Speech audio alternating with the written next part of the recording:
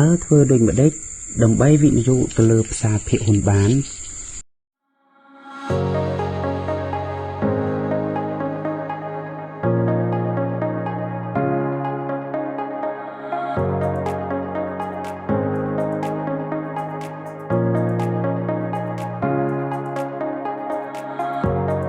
សួស្តីបងប្អូនទាំងអស់គ្នាថ្ងៃនេះខ្ញុំមានប្រធានបទមួយទាក់ទងជាមួយនឹងដើម្បីវិនិយោគទៅលើផ្សារភាគហ៊ុនបានតើយើងត្រូវធ្វើដូចម្តេចយើងឃើញថាប្រហែលឆ្នាំចុងក្រោយនេះផ្សារមូលបត្រកម្ពុជាឬផ្សារភាគហ៊ុនគឺទទួលបានការចាប់អារម្មណ៍ខ្លាំងមែនទែនពីប្រជាពលរដ្ឋទូទៅ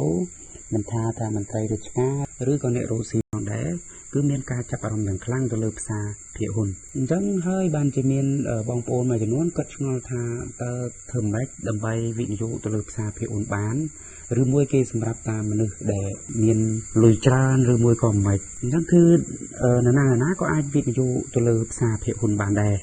ប៉ុន្តែដើម្បីវិនិយោគទៅលើផ្សារភាគហ៊ុនបានដំណាក់កាលទី1គឺយើងត្រូវមានគណនីជួញដូរឬលេខអត្តសញ្ញាណវិនិយោគិនដើម្បីទទួលបានអត្តសញ្ញាណវិនិយោគិនឬក៏គណនីជួញដូរគឺយើងត្រូវតាក់ទងជាមួយនឹងក្រុមហ៊ុនមូលបត្រឬយើងហៅម្យ៉ាងទៀតថា broker ដែលគាត់មានតួនាទីជាឈ្មួញកណ្ដាលគាត់មានតួនាទី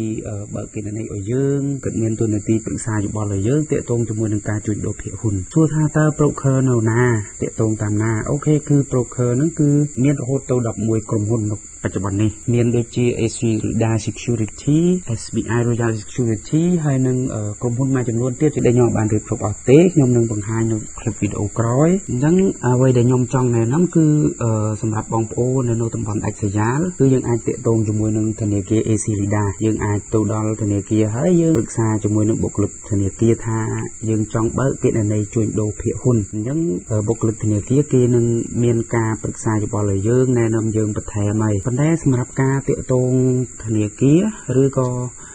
ក្រុមហ៊ុនមូលបត្រហ្នឹងគឺយើងកុំភ្លេចជាប់ជាមួយនឹងអត្តសញ្ញាណប័ណ្ណសញ្ជាតិខ្មែរច្បាប់ដើមហើយនឹងរូបថត 4x6 ចំនួន1សន្លឹកពេលដែលយើងបានគណនីជួញដូរហើយ broker គេនឹងណែនាំយើងឲ្យបើកគណនីធនាគារដែលជាដៃគូរបស់ broker ហ្នឹងឧទាហរណ៍ថា Asia Security អញ្ចឹងគាត់ដៃគូជាមួយធនាគារ Asia យើងមានគណនី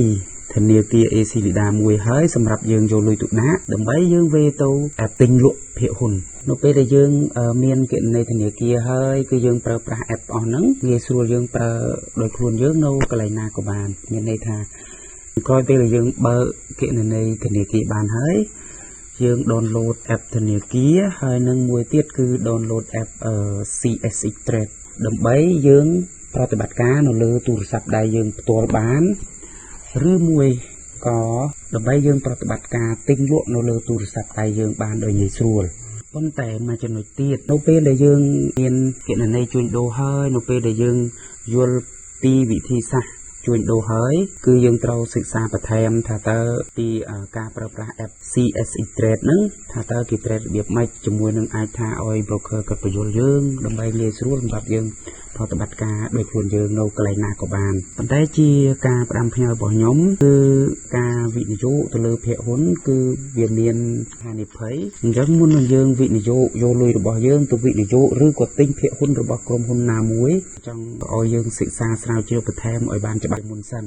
មុននឹងយើងសម្រេចចិត្តទិញឬសម្រេចចិត្តវិនិយោគទៅលើភាគហ៊ុនណាមួយនោះបើសិនជាបងប្អូនចាប់អារម្មណ៍វីដេអូទាក់ទងជាមួយនឹងការវិនិយោគលើភាគហ៊ុនឬមួយក៏ទាក់ទងនឹងចំណេះដឹងផ្នែកហិរញ្ញវត្ថុ